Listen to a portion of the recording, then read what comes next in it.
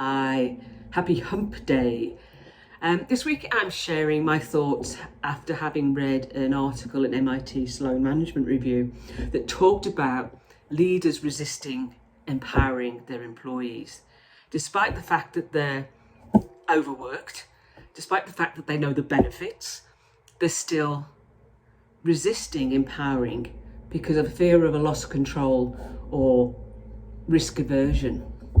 So I've talked about the need for leadership development early and timely and effective to overcome this issue. I talked about organisational wide education to understand what empowerment really means.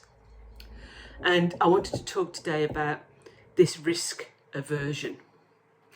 And we need to lessen the risk that leaders feel that they'll lose control if they empower, and that there's a risk that the employee will do the wrong thing and make a costly mistake, and it'll come back on me as the leader. And this is a thought process they're going through. But it's not anarchy. You give people what I call guardrails, the guardrails that keep us going in the same direction and not going off the road. Some people call them parameters or principles. There's lots of terms.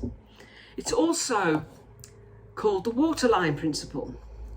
And this was from Bill Gore at W.L. Gore and Associates, who came up with the waterline principle. And if you are the captain of the ship and your employees or your team members are making decisions and they're shooting above the waterline, that's probably okay, because if it does go wrong, we're not going to sink the ship and we can probably repair the damage. If, however, they're shooting below the waterline, we might want to pause and reflect on the decision. So they might need to refer the decision to the captain or to another a leader to verify that the decision is right, or avoid making or not to take that decision. And the waterline will change as a leader depending on the seniority and the experience of your team member. You can move the waterline.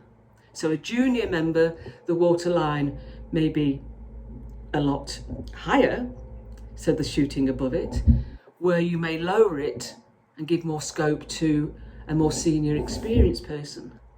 So you reduce the risk of the ship sinking. Talk to you tomorrow. Bye.